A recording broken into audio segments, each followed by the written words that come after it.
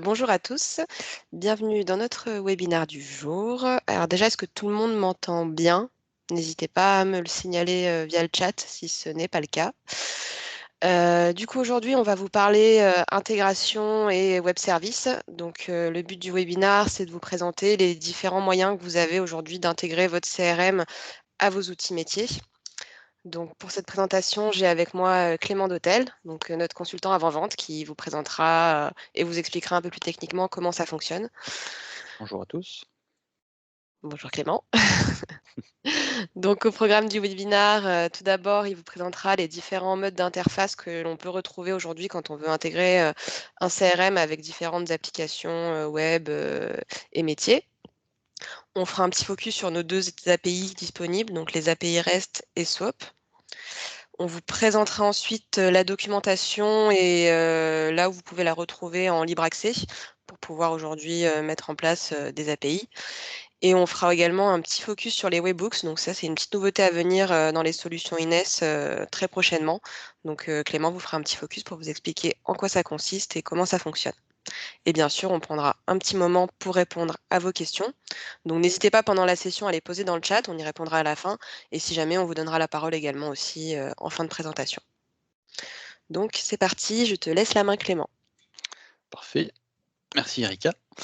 Alors, tout à fait, on va débuter ce webinaire par déjà une petite définition de ce que c'est une interface, tout simplement. Hein. Une interface, donc une connexion entre deux logiciels, et en l'occurrence entre notre CRM Ines et un autre logiciel tiers, que ce soit un site internet ou un ERP ou un autre progiciel métier, peu importe. Si on connecte notre CRM Ines avec un autre logiciel, c'est ce qu'on appelle une interface, tout simplement. Donc l'objectif d'une interface, c'est évidemment d'alimenter un système ou l'autre avec les données du système. Okay. Donc on va en résumer la chose. Et en fait, il y a deux cas de figure possibles qui se présentent à vous. C'est soit on alimente un système avec les données de l'autre système. Donc là, on inscrit la donnée dans le système, d'accord? On intègre. Exemple, dans votre CRM, vous avez une fiche client, d'accord? Vous voulez aussi avoir cette fiche client dans votre ERP, d'accord? Donc, via l'interface, on va inscrire toutes les données du client, son numéro de SIRET, son nom, l'adresse, etc., dans l'autre système, dans l'ERP. Okay, ça, c'est l'interface la plus courante. Deuxième interface aussi qu'on rencontre de plus en plus, c'est juste l'interface consultative, on va dire. C'est un système veut juste consulter les informations qui sont inscrites dans l'autre système. Alors, typiquement, là, je prends un exemple assez simple. Vous aviez un site internet, un site marchand, pourquoi pas. Bah, si vous cliquez dans votre back-office sur votre site internet sur le nom d'un client, d'accord, l'API va faire en sorte que on va aller chercher l'information qui est inscrite dans le CRM Ines et on va juste l'afficher à l'écran, sans pour autant l'inscrire dans la base de données sur le site internet. D'accord, on va juste temporairement l'afficher à l'écran. D'accord, donc c'est que de la consultation. Voilà. Donc il y a vraiment deux interfaces possibles ici. Évidemment, il y a plusieurs modes d'interfaçage et plusieurs technologies qu'on peut utiliser pour faire la communication entre deux systèmes. Il y a le simple import-export de fichiers. Alors je dis simple, c'est une technologie, ça fait des années que ça existe, mais elle est performante néanmoins. Hein. Donc on exporte et on importe des fichiers d'un système à un autre, automatiquement. Et il y a aussi, évidemment, c'est le sujet d'aujourd'hui, les web services ou API. Et donc là, ça repose plutôt sur une technologie un peu plus récente, on va dire, que le fichier plat, hein, tout simplement. Et on verra la différence un petit peu plus tard, mais notamment la plus grosse différence, c'est tout simplement le temps. Le temps, est-ce qu'on veut partager l'information en temps réel, entre guillemets, ou est-ce que on va utiliser un mode plutôt asynchrone, et on va dire on peut attendre quelques heures, voire quelques jours, pour seulement avoir la donnée. Voilà, c'est la grosse différence, on verra un tout petit peu plus tard.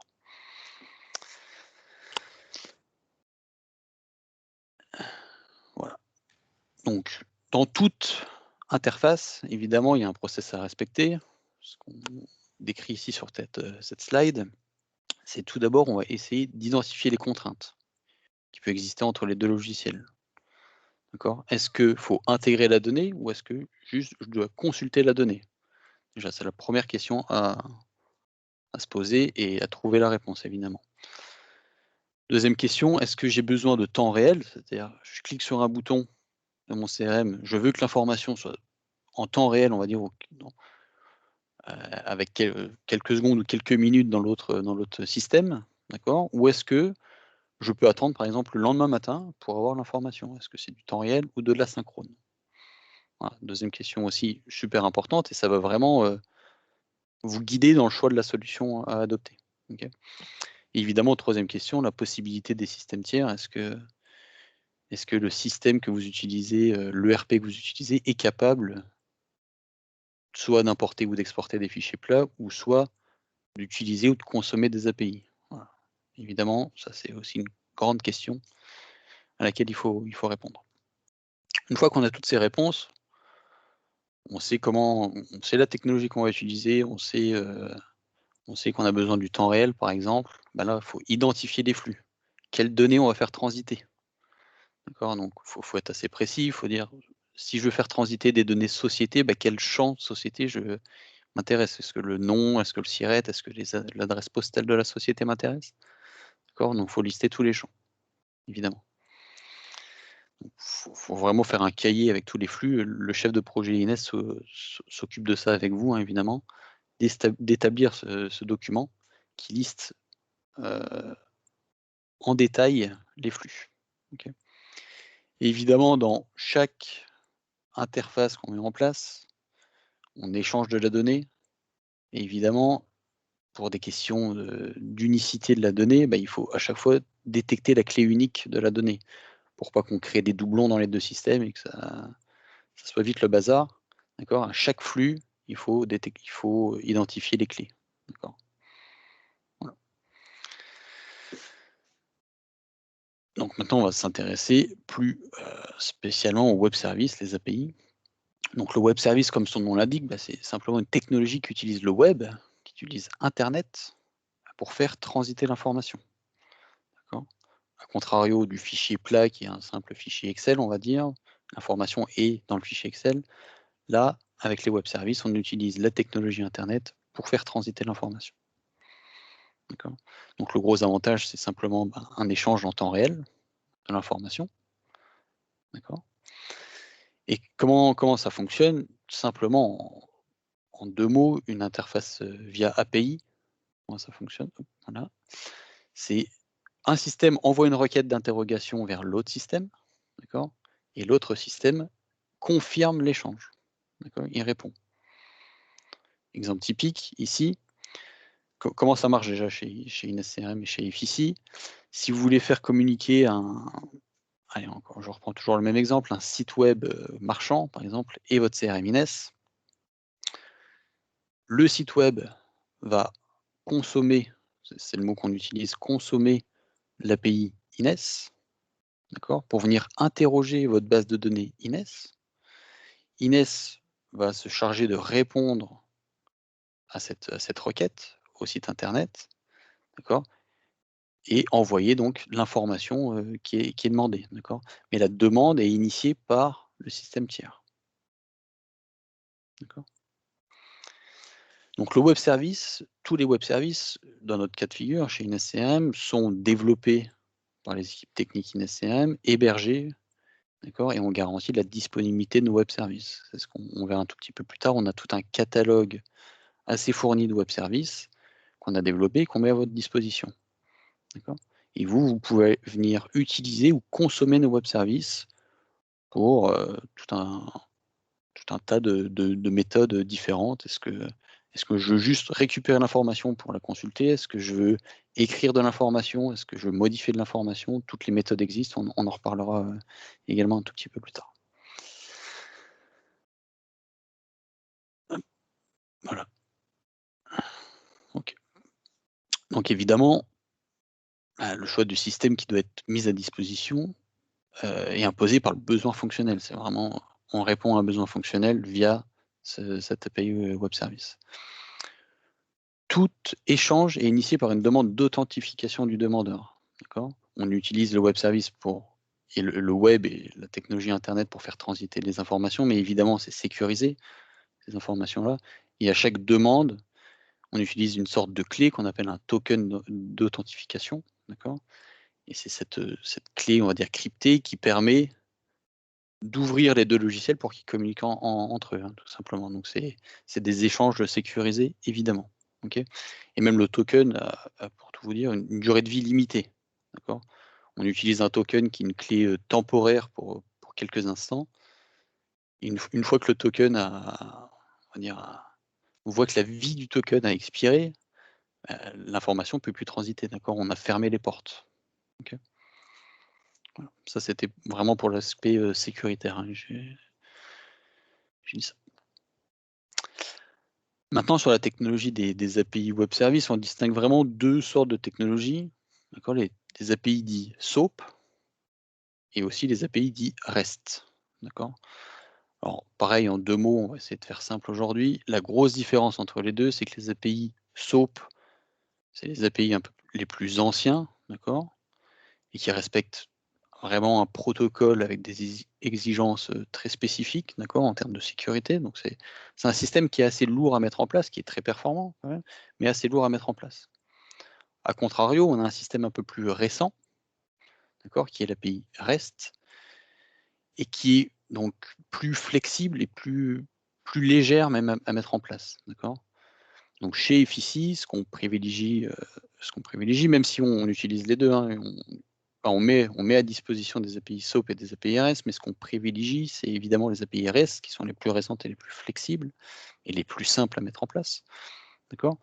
Et on fait un développement constant de notre catalogue d'API REST. Les API SOAP, on en a beaucoup, mais on met plus l'accent sur le développement de nouvelles API REST. Les API REST également suivent toutes les évolutions qu'on fait sur notre logiciel. Si on ajoute une nouvelle fonctionnalité ou si on ajoute un nouveau champ sur une table de données, un nouveau champ sur la table société par exemple, cette modification, cette évolution sera impactée et sera prise en compte automatiquement via nos API REST. Et également notre catalogue d'API REST, c'est le catalogue le plus fourni chez nous. Tous les objets de notre CRM, toutes les tables de notre CRM sont disponibles et accessibles via les API REST, à contrario des API SOAP qui ne sont pas autant exhaustifs. Voilà.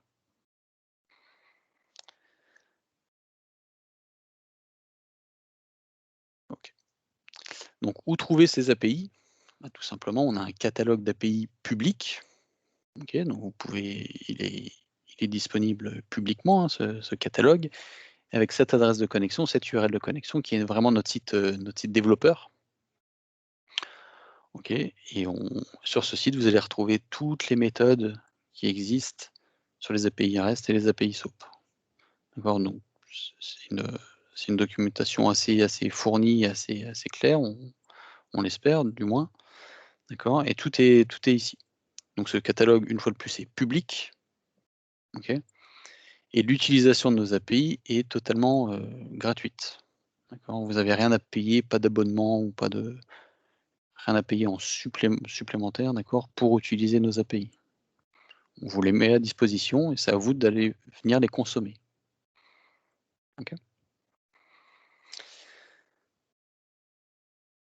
Alors, voilà. Erika, si tu peux revenir sur le... Ouais, parfait, merci. Et on profite aussi de ce webinaire pour vous redonner le lien de notre site Marketplace, qui est le site qui référencie toutes les intégrations qu'on a à ce jour avec différents partenaires, prestataires. Et notamment ici, l'exemple que Erika vous montre, la connexion avec Mailjet, Mailjet, qui est un outil d'emailing français. D'accord. Et évidemment, avec ce connecteur Mailjet, toutes les API sont déjà mises en place. D'accord, donc vous n'avez rien à faire. D'accord, tout est déjà opérationnel. Hein. Et on utilise évidemment des API pour faire cette connexion. Parfait. Hop. Un nouveau participant.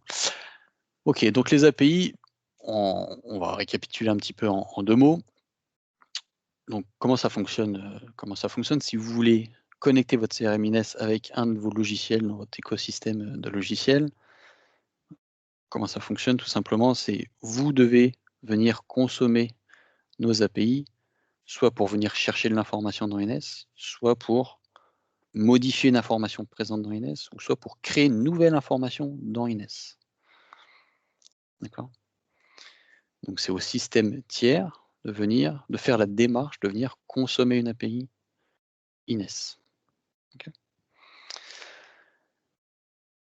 Maintenant, je vais introduire une nouveauté qu'on est en train de tester. On est vraiment sur la phase finale du test, hein, donc c'est quasiment opérationnel et ça le sera dans la prochaine release qui est disponible au mois de mai ou au mois de juin prochain. D'accord, on fera évidemment une communication dessus au moment venu. Mais là, cette nouveauté, c'est ce qu'on appelle des webhooks. Okay. Les webhooks, en 2 mots, qu'est-ce que c'est? J'ai pris un exemple, un cas de figure assez concret. Si je mets une interface, encore une fois, entre le CRM Ines et un site web marchand. Okay. Dans mon CRM, j'ai évidemment une base de prospects et je fais toute ma prospection commerciale dans Ines. Sur mon site marchand, j'ai aussi une base de données, mais uniquement avec mes clients à l'intérieur de ce site marchand. Okay. Côté Ines CRM, je prospecte, je fais mon travail de commercial, je gagne une opportunité commerciale sur un prospect dans Ines. Au moment de la signature de cette opportunité, la société passe du type prospect au type client. D'accord? Donc, on vient de gagner un nouveau client. D'accord? Donc, cette fiche client devrait apparaître maintenant côté site web. Okay. Donc, le webhook, à quoi il sert ici? C'est le webhook va alerter le site internet qu'un nouveau client existe dans la base CRM. D'accord? C'est une espèce de notification, une espèce d'alerte qu'on envoie vers le site pour lui dire ah, attention, un nouveau client, donc il faut récupérer l'information dans ta base de données. D'accord? Donc le site web reçoit cette notification, reçoit cette alerte, et ensuite utilise notre API pour venir récupérer l'information en question. D'accord? Et l'intégrer dans sa base de données. Voilà. Donc c'est le principe du webhook, c'est une sorte de notification qui se déclenche sur un événement. D'accord? Peu importe le type d'événement, ici là, en l'occurrence c'est le passage de prospect à client, il est là l'événement. D'accord? Donc pendant cet événement, on déclenche une notification et on alerte le système tiers pour que ce système-là vienne consommer l'API correspondante et venir chercher l'information. D'accord? Donc ça ne nécessite pas d'interroger le système en continu. D'accord? Si on n'a pas ce système de webhook, le site internet devrait en continu venir interroger la base de données Ines pour voir est-ce qu'il y a un nouveau client qui a été créé. D'accord? Donc c'est une interrogation en continu ou à période donnée évidemment. D'accord? Mais là, dans ce cas-là, si on utilise les webhooks, pas besoin de venir scanner en continu Ines. C'est Ines qui va vous dire attention, on va vous alerter, il y a quelque chose qui peut vous intéresser, donc c'est le moment de déclencher le web service. Okay. Donc c'est une fonctionnalité où on teste de nombreux cas de figure, évidemment, sur plusieurs types d'événements. Le passage de prospect à client, la signature d'un devis, la création d'un nouveau historique, d'un nouveau contact. D'accord? Donc il y aura plein d'événements disponibles. Évidemment, donc on va vous fournir dans la prochaine release produit au mois de juin tout un catalogue de webhooks opérationnels. Et si néanmoins vous souhaitez avoir un autre webhook qui n'existe pas dans ce catalogue qu'on va vous fournir, on peut évidemment étudier la question et le rajouter dans le catalogue prévu à la base. Okay. Oui, là, ce que tu précises, Clément, c'est qu'aujourd'hui, on est vraiment en bêta test et qu'on peut d'ores et déjà, en fait, potentiellement mettre en place un Webhooks pour un client qui aurait un besoin très spécifique. Ça nous permettra d'enrichir notre catalogue dès aujourd'hui. Donc, n'hésitez pas, si le sujet, en tout cas, est chez vous maintenant, à nous le remonter parce que ça peut être un travail qui est engagé dès maintenant, qui n'a pas besoin forcément d'attendre la sortie officielle. Et juste pour préciser, du coup, tu nous parlais, Clément, de la partie interrogation continue de la base quand on passe pas par des webhooks. Aujourd'hui, le vrai bénéfice du coup de passer par des webhooks, c'est d'avoir cette alerte en fait au moment opportun. C'est quels sont vraiment les avantages du coup du point de vue client dans l'utilisation de ces webhooks? Le développement côté client du web service est facilité, on va dire. Au lieu de prévoir un scan continu, on va dire, de la base CRM, le client va juste s'inscrire sur cette sorte d'alerte, cette URL qui va l'alerter. D'accord. Et donc, il sera, en fait, pas besoin de faire un développement en continu, et c'est vraiment un développement ciblé.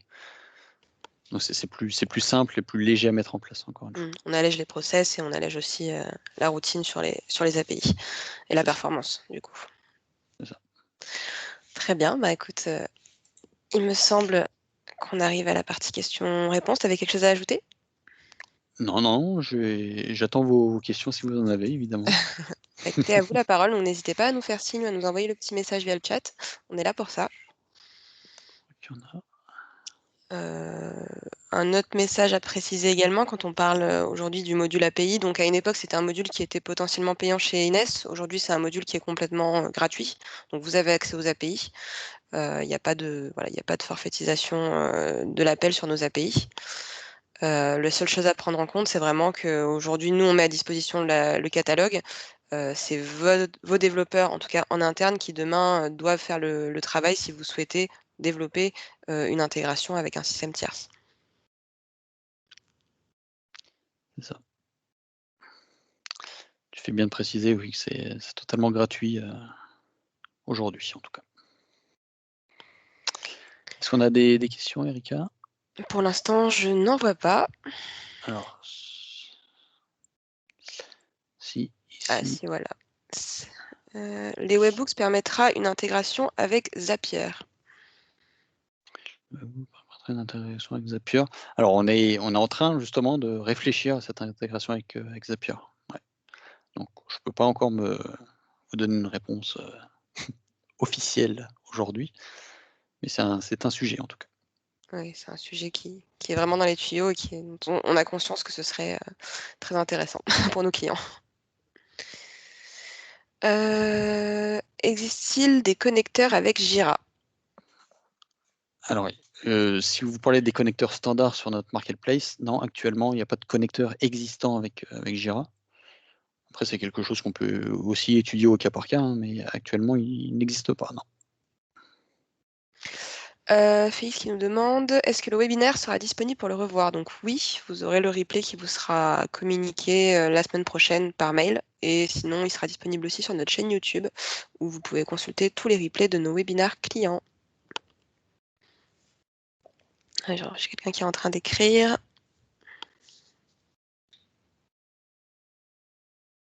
Ou pas. Si. L'API permettrait-elle, par exemple, de créer un programme qui exécute des requêtes et on récupère le résultat quand on appuie sur un bouton? Et permettrait-elle, par exemple, de créer un programme qui génère des cibles? Est-ce que vous voulez qu'on vous donne la Euh, parole, Raphaël, pour peut-être expliciter un peu la question à l'oral? Ça pourrait être plus simple. Que le cas de figure que l'on a, c'est qu'on a mis en place le CRM, moi qui suis développeur, ingénieur, tout ça, et la responsable commerciale qui s'occupe, et on l'a mis à disposition de quelques utilisateurs. Et on s'aperçoit que rien que le fait d'exécuter les requêtes qu'on leur a déjà tout préparé, prémagé, et d'en récupérer les résultats, ils ont du mal. Donc j'étais en train de me dire, est-ce que je leur créerais un petit, genre un petit connecteur en C++, par exemple, où ils appuient sur un bouton et là, ça leur ça va faire la requête, ça récupère les données, ça peut le mettre l'afficher sur l'écran ou ça peut le mettre dans un fichier Excel. Mais voilà, ce genre de choses. C'est-à-dire, en gros, Alors, ouais, ça éviterait en fait au commercial de se connecter sur le CRM. C'est ça? enfin, le commercial, il sait gérer le CRM, mais ça éviterait aux autres utilisateurs qui sont associés, vu qu'on est dans un cabinet d'avocats. Et que voilà, il y en a certains qui sont vraiment mauvais en informatique. Donc, ok, je vois. Alors, exécuter une requête via une API. L'objet requête n'existe pas encore dans notre catalogue d'API REST, ni dans le SOAP. Hein. Donc, pourquoi pas, on peut étudier la question, mais actuellement, ça n'existe pas, non. Ok, ensuite, bon, il y a les clients, mais après, il faudrait récupérer tous les clients et faire un gros filtre dessus. Voilà. Ouais, ou c'est ça, ouais, récupérer toute la base client, ouais. Mais bon, si on peut déclencher une requête, j'étudierai la question. Je reviendrai vers vous. Je vais juste noter votre nom, Raphaël. Vous êtes de quelle société, s'il vous plaît, Raphaël? L'ami l'Excel. Ok.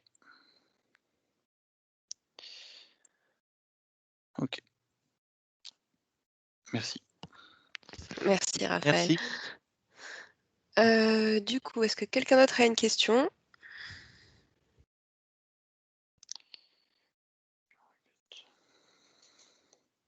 Non, bah écoutez, je pense que on a fait le tour des questions. Donc n'hésitez pas de toute façon à nous envoyer un mail si besoin pour plus d'informations. On vous répondra aussi par mail. Il n'y a aucun problème là-dessus. Ah, j'ai Denis qui nous écrit. Merci. Merci Denis, à vous. Donc voilà, moi je vous dis pour aujourd'hui merci. N'oubliez pas, la prochaine date de webinaire, c'est le 23 avril. Donc on s'intéressera au module Sales avec la gestion des opportunités, des devis et des affaires. Donc voilà, n'hésitez pas à vous inscrire. Et je vous souhaite une bonne fin de journée et une bonne fin de semaine. Merci à Clément et merci à vous.